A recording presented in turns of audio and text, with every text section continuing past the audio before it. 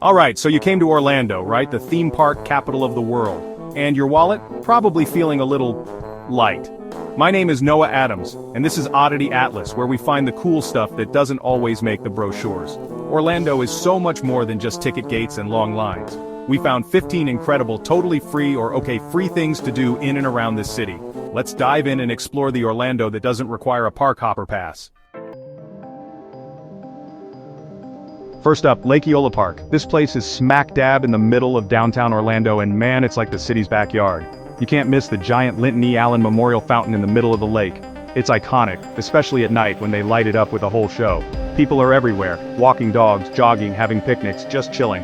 The main event is just walking the nearly 1 mile path that circles the lake. You'll spot tons of swans, actual swans, and yes, the famous swan paddle boats. Keep an eye out for public art installations scattered around. And the Walt Disney Amphitheater, they host free concerts, movies, and community events all the time. Sunday mornings they have a killer farmers market. Spring and fall offer that perfect Florida weather, not too hot, with flowers blooming all over the place. Evenings are great too, especially when the fountain lights up and the city lights reflect on the water. It's pretty magical, and again, totally free to enjoy. This is your go-to for a free dose of fresh air and local Orlando vibes.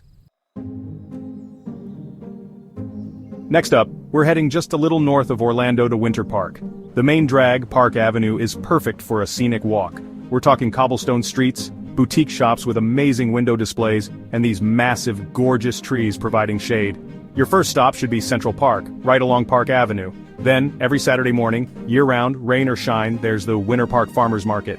It's held at the old train depot, which is super cool in itself. The vibe is amazing, tons of local vendors, fresh produce, baked goods, plants. The best time to explore Winter Park? The cooler months, definitely October through April. The holiday season is also pretty special here. They do a great job with decorations. It's a free escape that feels incredibly luxurious.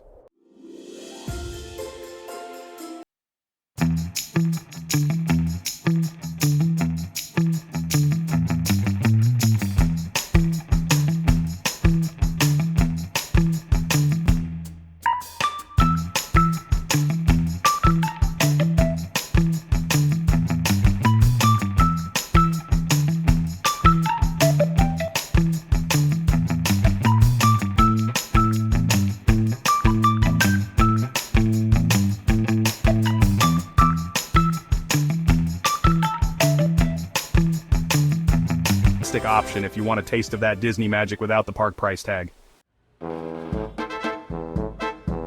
Let's jump in the car and head about 30 minutes east of Orlando to a town literally called Christmas, Florida. And in Christmas you'll find Fort Christmas Historical Park. This place is a trip back in time, and it's completely free to enter and explore. The main attraction is a full-scale replica of the original Fort Christmas, built in 1837 during the Second Seminole War. The park is also home to a bunch of historic cracker houses, traditional Florida pioneer homes. They also have a pioneer schoolhouse and a church, giving you a real glimpse into early Florida settlements. Beyond the history lesson, Fort Christmas is just a really nice park. It's a hidden gem that offers a different kind of Orlando experience. Tucked away in a quiet residential neighborhood in Winter Park, right on the shores of Lake Maitland, is Kraft Azalea Garden. This place is a true hidden gem, a little slice of peace and tranquility that feels miles away from everything. The main draw, as the name suggests, is the azaleas, but it's stunning year-round thanks to the massive ancient cypress trees that tower over the garden dripping with Spanish moss. The best time to visit Kraft Azalea Garden? If you want to see the azaleas in their full glory, you absolutely have to go in the spring, usually around March or April. Sunrise and the golden hour just before sunset are particularly magical. It's free to enter, and it's the perfect antidote to a day spent in crowded theme parks or shopping malls. For those of you who like to get active, the West Orange Trail is an absolute must-do, and guess what? Totally free to access. This thing is a paved recreational trail that stretches for over 22 miles. It's built mostly along old railroad lines, so it's relatively flat, making it perfect for biking, walking, jogging, rollerblading, whatever your preferred mode of non-motorized transport is. The scenery changes as you go from more urban areas to quiet, tree-lined stretches. One of the highlights is definitely passing through downtown Winter Garden. The trail goes right through the heart of this historic town, and it's the perfect place to take a break. Weekends often have more going on, especially if there's a festival. Whether you do a mile or all 22, it's a fantastic free resource for getting outdoors and getting some exercise. Picture this. A town so perfectly planned, so idyllic, it almost feels like a movie set. That's Celebration, Florida. And yes, it was originally developed by the Walt Disney Company. While it's a real town where people live, it's also a fascinating place to visit, and wandering around its charming downtown area is completely free. Start by walking around the lake in the center of town. The downtown area, Market Street, is lined with shops and restaurants, but again, window shopping and soaking in the atmosphere costs nothing. Celebration is also known for its community events, and many of them are free and open to the public. It's like stepping into a postcard, and it doesn't cost a thing to look around. Let's head north again, about 40 minutes from downtown Orlando to the city of Sanford. The big free attraction here is the Sanford RiverWalk. It's a multi-mile paved pathway that runs right along the lake, offering fantastic views, especially at sunset. But Sanford is more than just the RiverWalk. Its historic downtown area is super walkable and packed with character. Sanford is also getting known for its food and drink scene, especially craft breweries. The city also hosts a lot of free community events like monthly street festivals. Alive After 5 is a popular one-art walks, and holiday parades. It's a great alternative if you're looking for something a bit more off the beaten path. Wine in Florida? You bet! And even better, free wine tours and tastings? Sign me up! Head west from Orlando about a 30 to 40-minute drive to Claremont, and you'll find Lakeridge Winery and Vineyards. This place is Florida's largest premium winery, and they offer complimentary tours and tastings 7 days a week.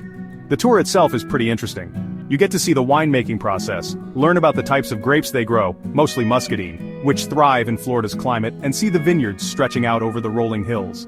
And then, of course, comes the tasting. On weekends, they often host free outdoor festivals with live music, food trucks, and a generally lively vibe. Even on non-festival days, the grounds are beautiful to walk around. For a free outing that includes a bit of education, some beautiful scenery, and yes, free wine samples, Lakeridge Winery is hard to beat. Okay, hear me out on this one. The library. The Orlando Public Library, the main branch downtown, is seriously impressive and offers a ton of free stuff beyond just borrowing books. This isn't your dusty old small-town library. It's one of the largest public libraries in Florida. They have an awesome technology and education center, often with free classes and workshops. The library houses the Melrose Center, a state-of-the-art audio, video, and photography studio space. One of the coolest, lesser-known features, the rooftop terrace on one of the upper floors.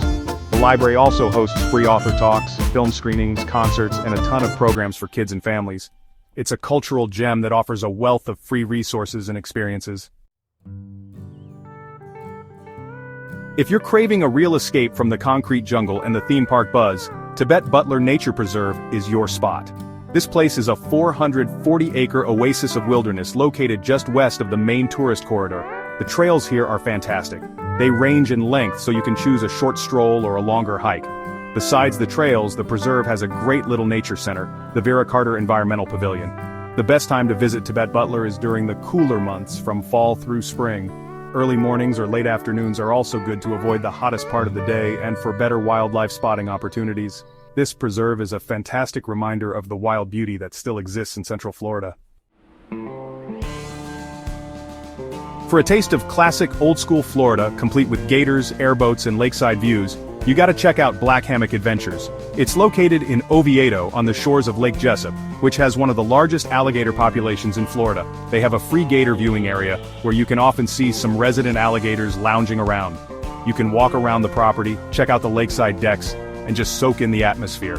There's a restaurant and bar there, the Black Hammock Restaurant and Lazy Gator Bar, and while the food and drinks aren't free, the vibe is pretty cool. This place definitely has that rustic Florida cracker charm. The sunsets over Lake Jessup, absolutely stunning. Even if you don't spring for an airboat ride, it's worth a visit just to see the gators, enjoy the lake views, and get a taste of a different side of Central Florida. Let's take a little road trip, about 45 minutes northwest of Orlando, to the charming lakeside town of Mount Dora. This place is an absolute delight, consistently ranked as one of Florida's favorite small towns. The best way to experience Mount Dora is just to wander. Stroll along the waterfront boardwalk at Grantham Point, home to a picturesque lighthouse. Then, head into the downtown streets.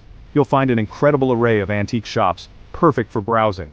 Mount Dora is famous for its festivals, and many of them offer free admission or at least free street entertainment. If you're looking for a charming day trip that's full of character, art, history, and beautiful lakeside scenery, all without an admission fee, Mount Dora is an absolute winner. Hidden in plain sight on the sprawling campus of the University of Central Florida is an incredible natural resource that's free and open to the public, the UCF Arboretum. We're talking 80 acres of native Florida plants, diverse ecosystems, themed gardens, and tranquil nature trails. The Arboretum features over 3 miles of trails that wind through different habitats. They have an organic community garden, an edible landscape garden, and even a collection of palm trees. One of the cool things about the Arboretum is its educational mission. They often have signage identifying different plants and explaining the ecosystems. The best times to visit the UCF Arboretum are during the spring and fall. It's a wonderful, free opportunity to connect with nature right in the heart of a bustling university campus. Sometimes you just need a dose of salt air and sandy toes even when you're in Orlando. And the good news is Cocoa Beach is only about an hour's drive east, making it a perfect easy day trip. And the best part? Access to the beach itself is completely free. Now, Cocoa Beach is famous for a few things. It's known as a surfing hotspot, and it's home to the legendary Ron Jon Surf Shop. Browsing Ron Jon is an experience in itself, even if you don't buy anything. To keep it truly cheap, pack your own lunch, snacks, and drinks. For the price of gas and maybe a parking fee, you get a whole day of beachy bliss. So there you have it, 15 ways to experience the real Orlando, the Orlando that lives and breathes outside the theme park gates, all without breaking the bank. Your next great story, your next favorite memory, it might just be waiting in one of these free spots.